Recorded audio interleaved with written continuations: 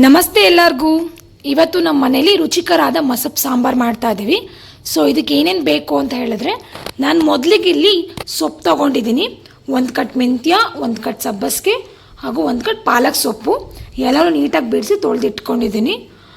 So ಈ ನೆಕ್ಸ್ಟಿಗೆ ಬಂದರೆ ನಿಮಗೆ ಬೇಳೆ, ಹೆಸರು ಬೇಳೆ ನಾನು ಚಿಕ್ಕ ಗ್ಲಾಸಲ್ಲಿ 2 ಸಮವಾಗಿ ತೊಗೊಂಡಿದ್ದೀನಿ.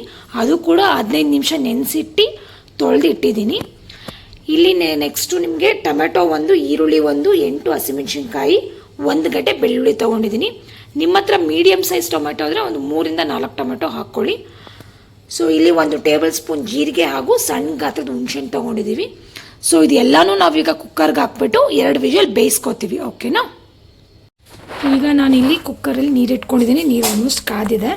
ಸೊ ಇದಕ್ಕೆ ನಾವಿವಾಗ ಬೇಳೆ ಮತ್ತು ಹೆಸರು ಬೇಳೆ ಏನು ನೆನೆಸಿಟ್ಕೊಂಡಿದ್ವಲ್ಲ ಅದನ್ನು ಹಾಕ್ತಾ ಇದ್ದೀವಿ.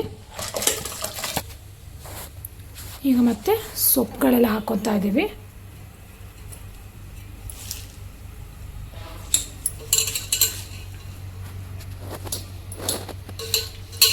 ಟೊಮೆಟೊ, ಈರುಳ್ಳಿ, ಹಸಿಮೆಣಸಿನ್ಕಾಯಿ ಹಾಗೂ ಬೆಳ್ಳುಳ್ಳಿ 1 ಗಡ್ಡೆ ಏನು ಹೇಳಿದೆ, ಇವಾಗ ಅದನ್ನು ಹಾಕೋತಾ ಇದ್ದೀವಿ.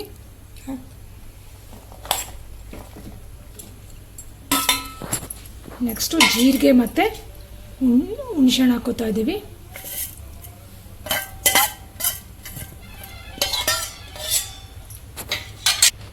ಅರಿಶಿನ ಒಂದು ಅರ್ಧ ಸ್ಪೂನ್ ಅರಿಶಿನ ಹಾಕೋತಾ ಇದ್ದೀವಿ. ಹಾಗೂ ನೆಕ್ಸ್ಟ್ ನೀವು ರುಚಿಗೆ ತಕ್ಕಷ್ಟು ಉಪ್ಪು ಹಾಕೋಬೇಕು, 2.5 ಸ್ಪೂನ್ ಅಷ್ಟೇ. ಸೊ ಇದನ್ನೆಲ್ಲ ಹಾಕಿ ಇವಾಗ ಲಿಡ್ ಕ್ಲೋಸ್ ಮಾಡಿ 1-2 ವಿಷಲ್ ಹಾಕ್ಕೊಳ್ಳಿ. ಓಕೆನಾ?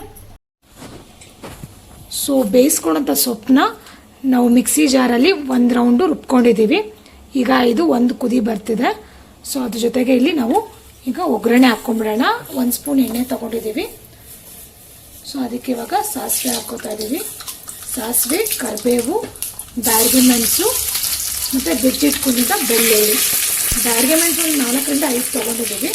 ಸೊ ಇದನ್ನು ಚೂಟ್ಕೊಂಡು ಅಥವಾ ಇದನ್ನು ಅರ್ಧ ಕಟ್ ಮಾಡ್ಕೊಂಡು ಹಾಕ್ಕೊಳ್ಳಿ. ಒಗ್ಗರಣೆ ಹಾಕ್ತಾ ಇದೆ. ಸೊ ಒಗ್ಗರಣೆ ನೋಡಿ, ಬೆಳ್ಳುಳ್ಳಿ, ಬ್ಯಾಡಗೆ ಮೆಣಸೆಲ್ಲ ಕೆಂಪಾಗಬೇಕು. ಸೊ ಹಾಗೆ ಗರಿ ಗರಿ ಆಗೋವರೆಗೂ ಫ್ರೈ ಮಾಡ್ಕೊಳ್ಳಿ. ಸೊ ಇವಾಗ ರೆಡಿಯಾಗಿದೆ.